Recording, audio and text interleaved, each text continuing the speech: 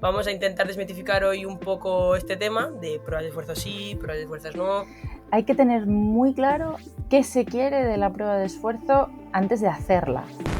De hecho, nosotros en el laboratorio de fisiología es una de las primeras preguntas que hacemos a las personas cuando vienen a hacérsela. ¿Por qué te haces la prueba? Hay dos respuestas fundamentales.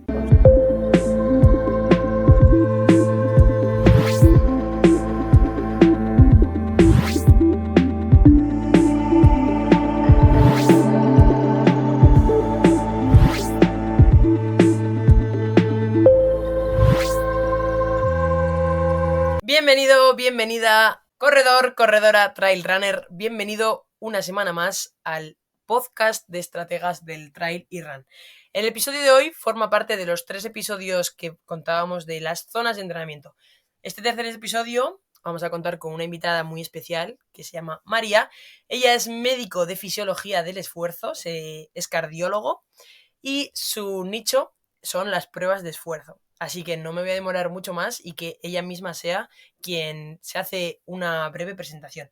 Así que bienvenido a este episodio en el que vamos a tratar principalmente el tema de las zonas de entrenamiento de una manera más científica y de la mano de lo que sería una prueba de esfuerzo. Bueno, como veis, hoy tenemos aquí en el episodio de Estrategas del Trail y Run a una invitada súper especial, María Alcocer, que bueno, yo no la voy a presentar, se va a presentar ella misma. Así que María, primera pregunta, ¿quién es María y un poquito a qué te dedicas? Cuéntanos. Bueno, buenas tardes, Patrick. Yo, pues efectivamente, soy María Alcocer, soy cardióloga, trabajo en el Laboratorio de Fisiología del Esfuerzo en la Universidad Politécnica de Madrid, en el laboratorio del INEF, y luego ejerzo mi actividad más clínica y también orientada a la cardiología del deporte de manera específica en Olimpia, que es un centro tanto médico como enfocado a la valoración deportiva.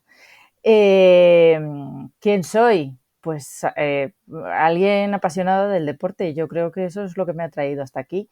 Yo cuando empecé la carrera tenía clarísimo que quería dedicarme al deporte y la verdad que luego durante la carrera una de las especialidades que más me llamó la atención, la que más me llamó la atención fue la cardiología.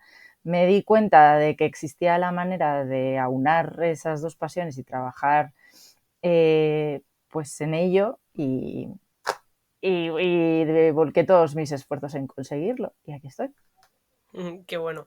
Bueno, como ha dicho María, ella se dedica a hacer pruebas de esfuerzo y aquí en nuestro mundo, en el mundo del running, es súper famoso o hay como falsas creencias, ¿no? Todo alrededor de estas pruebas de esfuerzo. Entonces, vamos a intentar desmitificar hoy un poco este tema de pruebas de esfuerzo sí, pruebas de esfuerzos no, para quién es, si son para todo el mundo, si no, qué beneficios nos aportan como corredores, etcétera. Entonces, María, pruebas de esfuerzo sí, no, ¿para quién son? Pruebas de esfuerzo sí, pero hay que tener muy claro para qué la queremos. Eh, Esta es una discusión que, de hecho, entre los cardiólogos deportivos, en el grupo de trabajo de cardiología del deporte, que es un grupo en el que trabajamos los que nos dedicamos a la cardiología del deporte dentro de la Sociedad Española de Cardiología, se ha elaborado hace poco un documento de consenso y por lo que nos contaron los compañeros que han elaborado el documento de consenso, entre ellos mismos había mucho debate. Hay que tener muy claro qué se quiere de la prueba de esfuerzo antes de hacerla. De hecho, nosotros en el laboratorio de fisiología es una de las primeras preguntas que hacemos a las personas cuando vienen a hacérsela. ¿Por qué te haces la prueba? Hay dos respuestas fundamentales, por salud o por rendimiento. Esta prueba tiene la posibilidad de darnos las dos, tanto un objetivo de salud como un objetivo de rendimiento. Pero yo siempre le digo a los deportistas, especialmente llegada una cierta edad o en función de los resultados, que hay que tener en cuenta que esta prueba no nos da una valoración completa, una valoración cardiovascular completa. Solo tenemos la valoración cardiovascular y durante el esfuerzo y no estamos viendo el corazón desde un punto de vista estructural. Entonces, siempre que sea una prueba que queremos exclusivamente para rendimiento? Por supuesto, para todos. Si es una prueba que queremos con finalidad de salud, tenemos que tener muy claro qué es lo que buscamos de ella y sobre todo que ninguna prueba, ninguna, ni todas las que nos podamos hacer, nos va a garantizar que nuestro estado de salud sea tan perfecto como para llevar a cabo una competición, especialmente si son competiciones exigentes. Yo esto siempre lo comparo con llevar al coche al taller. Uno puede llevar al coche al taller, estar perfecto y pasar la ITV y y estar todo estupendo. Y que al día siguiente salga a la carretera, se le pinche una rueda o tenga un accidente. Y igual que somos capaces de entender esto, tenemos que ser capaces de entender que una prueba de esfuerzo nos va a dar mucha información sobre nuestra salud, pero nunca nos va a dejar al 100%. Esta historia por la que vienen muchos deportistas de tener prácticamente un seguro de vida, piensan que tienen cuando vienen a hacerse la prueba de esfuerzo y no es real, ¿vale? Ninguna prueba nos va a dar el 100% del estado de salud del individuo ni nos va a ayudar a predecir todos los eventos que pueden ocurrir durante un ejercicio físico intenso. Y bueno, a raíz un poco de lo que has dicho del coche, obviamente si no llevas el coche al taller no sabes cómo está. Entonces, Eso es. si sales con el coche sin saber cómo está, pues tienes más probabilidades de que te pase. Eso es. A Y... ver, efectivamente, cuando vamos a... esto es una cosa que les digo mucho a los pacientes en la consulta. No somos tan exigentes los cardiólogos cuando estamos frente a una persona sedentaria que cuando estamos frente a una persona que practica mucho ejercicio. No es lo mismo cuando alguien utiliza su coche para desplazamientos cortos que cuando tiene un coche super máquina y le va a pisar a fondo y lo va a poner a todo lo que da, ¿no? Un Fórmula 1. No es lo mismo, ¿vale? Nuestro objetivo con los deportistas o con las personas que practican ejercicio que en algún momento va a ser de alta intensidad es estar todos los seguros que podamos, porque necesitamos saber que esa máquina, por lo menos de hasta donde podemos llegar, nos va a dar toda la información o nos va a dar todo, perdón, todo lo que le vamos a pedir. Como digo, no es al 100%, nunca vamos a obtener el 100% de todo lo que nos puede pasar, pero cuanto más seguros estemos de que nuestro cuerpo funciona bien con el ejercicio, y ojo, no solo la valoración del corazón, que los pulmones son importantísimos en la realización de ejercicio físico, la musculatura, nivel metabólico, toda esa información la obtenemos en la prueba de esfuerzo y, como decía al principio, al final de rendimiento es una prueba que no se le niega absolutamente a nadie. Desde el sedentario que quiere empezar a hacer ejercicio, por supuesto, en alguien que tenga algún síntoma, indicadísimo, a esa persona que quiere mejorar el entrenamiento. El ejercicio es una medicina y está muy bien, o sea, cuando lo vemos desde el punto de vista de intentar convencer a la población de hacer ejercicio. El ejercicio es una medicina y lo tenemos que tomar todos, ¿no?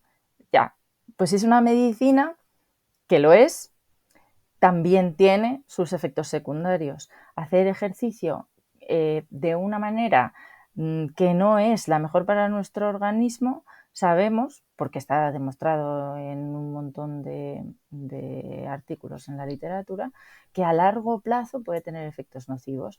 Entonces, no solo estamos previniendo problemas en el futuro, sino que planificando bien nuestro entrenamiento, o sea, al revés, no solo estamos previniendo problemas en el presente, sino que planificando bien el entrenamiento estamos previniendo problemas en el futuro. Qué bueno. Entonces, como deportistas, para a nivel ya rendimiento, ¿qué nos puede aportar o qué podemos obtener de una prueba de esfuerzo? Para alguien que nunca haya visto en qué consiste una prueba de esfuerzo, que... Vale. Pues en una prueba de esfuerzo, ojo, con análisis de gases, porque no es lo mismo. Hay, yo diría, 3 tipos de pruebas de esfuerzo fundamentales. Una de ellas la hacemos en clínica y va dirigida exclusivamente casi a valoración de personas que tienen algún tipo de cardiopatía, que es una prueba de esfuerzo en la que se simultanea la actividad física con la grabación de imágenes del corazón. Eso solo se hace en el medio hospitalario.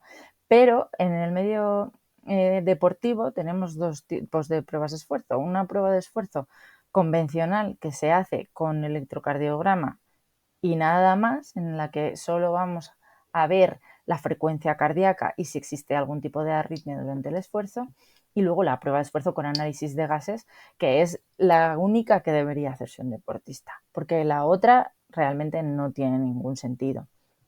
En una prueba de esfuerzo con análisis de gases, desde el punto de vista de salud, ponemos en relación la frecuencia cardíaca, por supuesto, y si existe alguna arritmia cardíaca también, con los datos que obtenemos de la ventilación, que son el volumen de aire que somos capaces de inspirar y expirar en cada respiración, la frecuencia cardíaca, la frecuencia respiratoria con la que cogemos y soltamos ese aire, y el oxígeno que nuestros músculos utilizan y el CO2 que nuestro cuerpo produce durante el ejercicio. Intercambiando y poniendo en relación todos estos datos, obtenemos una cantidad ingente de datos con las que somos capaces de evaluar la función cardíaca, no solo a través del electrocardiograma, sino también de manera indirecta su comportamiento mecánico.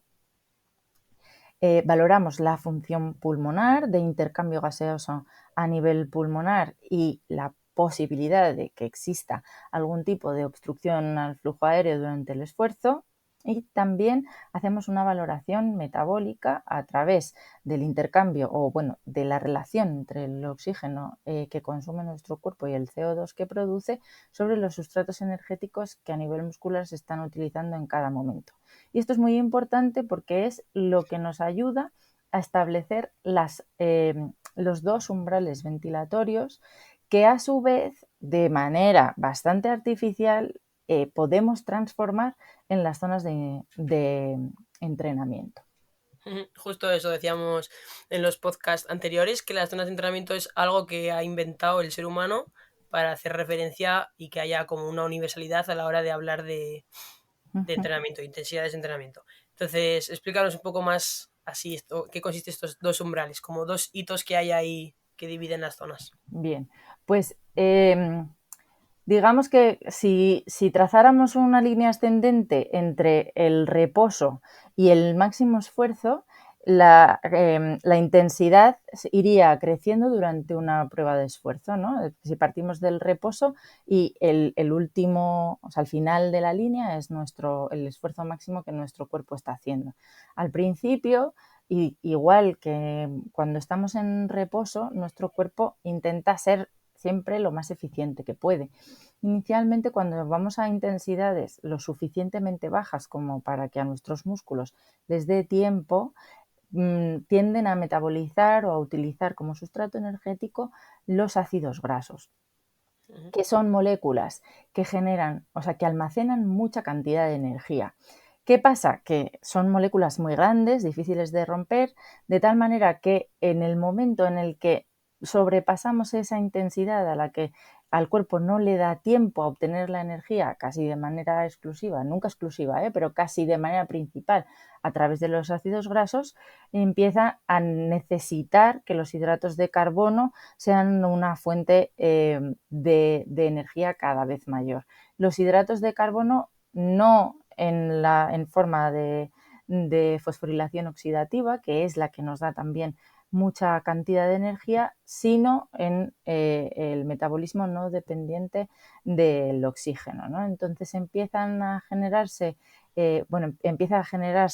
ácido láctico que se divide, cuya molécula se divide en lactato y en un protón.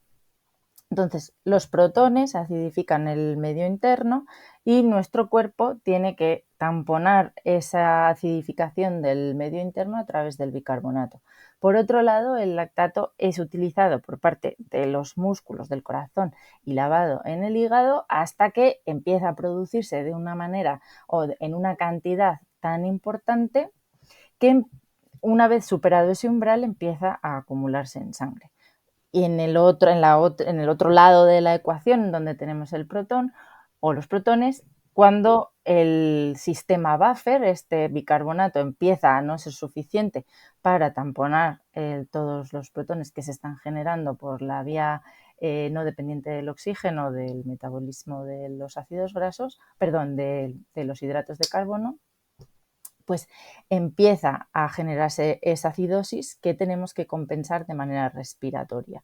Y aquí es cuando empezamos a ventilar muy rápido y cuando nuestro cuerpo empieza a tirar de sustratos energéticos que son pues de los que dispone en ese momento. Ya no son solo los hidratos de carbono, sino también pues la fosfocreatina, las proteínas, lo que puede, ¿vale? Esas son las intensidades altas a las que solo deberíamos llegar en ejercicios interválicos de alta intensidad. En la primera transición sería el primer umbral y la segunda transición el segundo umbral. ¿Cómo transformamos esto en las zonas? Es lo que realmente, bueno, tú has hablado de universalidad, pero el problema es Hay que muchos no modelos. la hay, porque hay muchos modelos. Y de hecho, se habla mucho de las zonas, se habla mucho de algunas zonas en concreto, sin especificar a qué modelo nos tenemos que atener cuando hablamos de esas zonas, ¿no? Entonces, es muy importante tener claro que realmente en nuestro cuerpo no hay barreras claras entre una zona y la otra, sino que son transiciones y que estrictamente como tal las zonas son tres desde el punto de vista fisiológico. Muy bien, eso justo lo mencionábamos, que había 3 zonas y que algunos modelos dividían en 7, habían 5, dependiendo un poco, pues eso, del modelo que más usábamos. Aunque normalmente el más usado es el modelo de las 5 zonas. Bueno, y el que usamos aquí en Estrategas. Y así hablando un poco de todo, cuando yo estaba ahí contigo en el laboratorio haciendo pruebas de esfuerzo, pues había gente que venía y te decía que él rodaba 160 pulsaciones y luego hacía la prueba de esfuerzo y le daba pulsaciones máximas de 175. Y él te decía, no, es que estoy rodando a baja intensidad. O también en el caso contrario, tenemos deportistas, de hecho el otro día hablaba con Ferran, un deportista al que entreno, y está súper obsesionado en que si no rueda por debajo de 120 pulsaciones, ese rodaje no le está sirviendo para nada. Entonces, un poco explícanos por qué estas pulsaciones son individuales y hay que tener en cuenta tanto las pulsaciones máximas como las pulsaciones de reposo, etcétera. Explícanos un poco. Pues efectivamente esto no tiene nada que ver de una persona a otra. A mí me cuesta entender cómo un deportista o una persona que hace ejercicio puede creer que un rodaje a 150 latidos por minuto o 160 latidos por minuto es algo que puede ser perfectamente normal partiendo de 45. Entonces, efectivamente lo que tú decías de la frecuencia cardíaca de reposo, la frecuencia cardíaca máxima, tenemos a la hora de analizar nuestros datos que ser muy conscientes de un poco, independientemente de lo que diga la prueba de esfuerzo, de lo que diga el reloj en respecto a las zonas, de cómo estamos, ¿no? Hemos hablado de que el primer umbral es la zona de transición entre un metabolismo en el que predominan los ácidos grasos a un metabolismo en el que empiezan a aparecer con mucho protagonismo los hidratos de carbono. O sea, es una transición muy relativamente precoz. No podemos pensar que los rodajes, que los tenemos que hacer ahí, o sea, estamos hablando de distancias largas, en las que nos interesa que a nuestro cuerpo, a que nuestros músculos estén utilizando los ácidos grasos como sustrato principal, y no podemos pensar que está más cerca nuestra frecuencia cardíaca en los rodajes de la máxima que del reposo. O sea, si vemos nuestra frecuencia cardíaca en los rodajes, tiene que estar, por lógica, como mínimo en el medio. O sea, no puede situarse, por ejemplo, en una persona que está a 45 o 50 latidos por minuto en reposo y tiene una máxima de 170, el rodaje no puede estar a 150 porque nos quedan 20 pulsaciones de reserva para todas las zonas de después, para el entrenamiento de calidad, para el entrenamiento de series. Entonces, si rodamos a 150, las series las hacemos a 160, ¿de verdad pensamos que nuestro cuerpo ahí está obteniendo la energía a través de los ácidos grasos? Eso no es posible y lo sabemos antes de hacer la prueba. Lo de los porcentajes que utilizan los relojes está basado en estudios grandes, poblacionales y con población bastante heterogénea. Y no es algo completamente ficticio. O sea, deberíamos utilizar los relojes antes de venir a una prueba de esfuerzo y saber que si estamos prácticamente siempre en una zona que los relojes nos marcan como 4 o 5, algo no estamos haciendo bien. O no está midiendo bien las pulsaciones el reloj, que es algo que muchas veces nos pasa, y tenemos que utilizar siempre banda pectoral para analizar bien las pulsaciones en los rodajes. O no es posible, no es que no sea posible, sino que nuestro cuerpo realmente no está cómodo a la frecuencia cardíaca que llevamos en los rodajes. Y aquí interviene mucho lo que hayamos hecho a lo largo de nuestra vida. Si estamos hablando con una persona de 50 años que lleva corriendo desde los 20, nunca se ha parado a hacer una prueba de esfuerzo o un análisis por parte de un entrenador de las zonas de frecuencia cardíaca, y durante toda su vida ha enseñado a su cuerpo que la máxima intensidad a la que pueda realizar ese rodaje es la buena, al final ha enseñado a su cuerpo a tolerar el sufrimiento. Sufrimiento es algo que está en el cerebro, o sea, el cuerpo manda señales. Todo depende de cuánto seamos capaces de interpretar esas señales y hasta qué punto el cerebro las puede silenciar. En los deportistas amateur se da mucho más que en los deportistas profesionales el no identificar correctamente las señales que nos está mandando nuestro cuerpo de fatiga. Y en estas personas lo que vemos muy frecuentemente son lesiones que muchas veces en un ámbito deportivo un poco más serio que el ámbito amateur las podemos identificar como sobreentrenamiento. Pues la cintilla iliotibial, edema óseo o lesiones recurrentes, problemas musculares de repetición, problemas de sueño. Esto ya estamos hablando de un sobreentrenamiento muy importante, pero realmente todo se basa en hasta qué punto nos hemos acostumbrado a que sufrir es algo normal. Y luego también mucha gente se viene, o aquí en el equipo estrategas entran por la excusa de es que no mejoro. ¿Y qué haces? Y siempre ruedan a la misma intensidad, que dicen, no, es que yo hago intensidades bajas durante mis entrenamientos. Y luego realmente cuando hacemos un test BAM o cualquier cosa ven que no es así. Entonces ahí también entra en juego, pues eso, jugar con las intensidades de entrenamiento, lo que tú decías del sobreentrenamiento, relacionado también con este factor de mejora. Y Eso ahora que es. todo el mundo habla, está súper de moda, los rodajes en zona 2, la famosa zona 2. Uh-huh. ¿Por qué es importante rodar en esa zona? ¿Qué beneficios obtenemos al rodar en esa zona? Cuéntanos. Bueno, para empezar, la zona 2, ¿de qué modelo? Que esto es súper, súper, súper importante. Al Modelo de las 5 final, zonas, vamos a hablar ahí. eso es. Pero modelo de 5 zonas, hay que tener muy en cuenta de que esto de la zona 2 está basado en algo yo creo que el mayor promotor o el pionero en hablar de esto de la zona 2 es Íñigo San Millán y el modelo que él utiliza es de 6 zonas. No quiere decir que no sea extrapolable, simplemente que la zona 5 que suelen marcarnos el Polar, el Garmin o que se suele utilizar de una manera más frecuente en la práctica habitual, en el modelo de 6 zonas, la zona 5 se subdivide en 5 y 6 en función de el consumo de oxígeno máximo.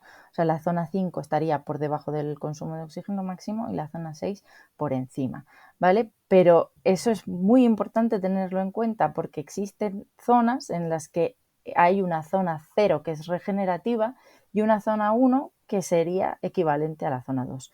Entonces, así, para no liarnos, realmente a lo que tenemos que atenernos es a la frecuencia cardíaca de nuestro primer umbral. Esa es la equivalente a la zona 2 del modelo de Íñigo San Millán. Y cuando Íñigo San Millán, que es yo creo un poco el padre de toda esta historia de la zona 2, se refiere a la zona 2, se está refiriendo justo a la transición entre el metabolismo predominantemente aeróbico, predominantemente por todas las vías metabólicas dependientes del oxígeno, y ese momento en el que empiezan a utilizarse los hidratos de carbono y empieza a generarse el lactato.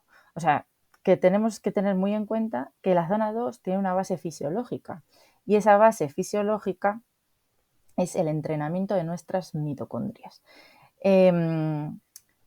Hablamos de esa zona porque a esa intensidad es la intensidad más alta a la que conseguimos estimular la producción de energía por las vías aeróbicas, y a la que más cantidad de grasa estamos consumiendo y más cantidad de hidratos de carbono estamos metabolizando por la vía de la fosforilación oxidativa.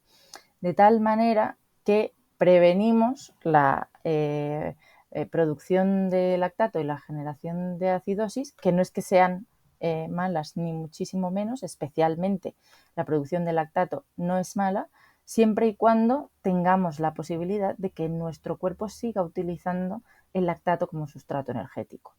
Ese punto justo en el que estamos entrenando a nuestras mitocondrias a funcionar de la mejor manera posible es el que nos va a posibilitar que en intensidades en las que ese lactato se empieza a generar lo podamos utilizar, porque son las mitocondrias también las que utilizan el lactato como sustrato energético. Entonces hay que entender muy bien que las mitocondrias son el motor de nuestros músculos, se llama orgánulo, es como si fuera el órgano dentro del órgano. Si el órgano del que estamos hablando en este momento es el músculo, pues un orgánulo es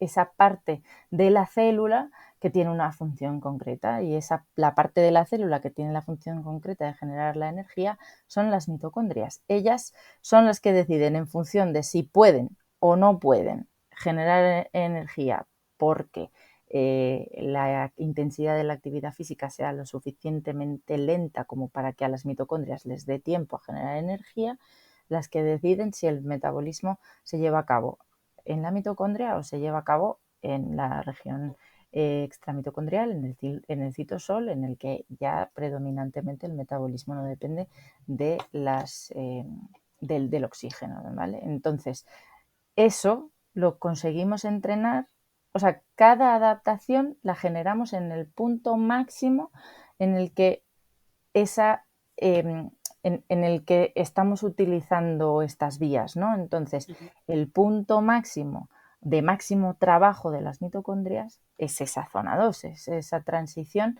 entre la máxima cantidad de grasa que nuestro cuerpo puede metabolizar y el inicio del metabolismo por la vía anaeróbica. Pues muy bien, María. Siempre un placer escuchar a alguien que domina tanto y que tiene tanto que enseñarnos. Los entrenadores tenemos que escucharos mucho más, yo creo, en muchos sentidos. Y nada, si quieres algo así para finalizar, algo que quieras contar que vaya a servir de ayuda, o una anécdota que los corredores que nos escuchan, bueno, y también ciclistas, todo el mundo de la resistencia, que pueda quedarse con ello, pues te invitamos a que lo hagas. Bueno, yo incidiría un poco en lo primero que he dicho, que es que hay que tener muy en cuenta qué buscamos de la prueba. La cantidad de datos que obtenemos de una prueba de esfuerzo con análisis de gases es tan grande que es importante que cuando tenemos una finalidad mucho más allá del rendimiento, cuando tenemos la necesidad de tener información de salud, acudamos a un profesional del que estemos seguros que vaya a ser capaz de interpretar todos esos datos. Es una prueba compleja, es una prueba que no es tan sencilla de interpretar. Probablemente lo más fácil de la prueba sea colocar los umbrales, pero si queremos ir más allá de colocar los umbrales, tenemos que saber que no todo vale. Entonces, siempre que nuestro objetivo sea de salud, cuando nuestro objetivo es únicamente de rendimiento, pues tenemos que saber que si lo que transmitimos es solamente el rendimiento, es posible que el profesional que haga la prueba no mire todas las variables que obtenemos de la prueba.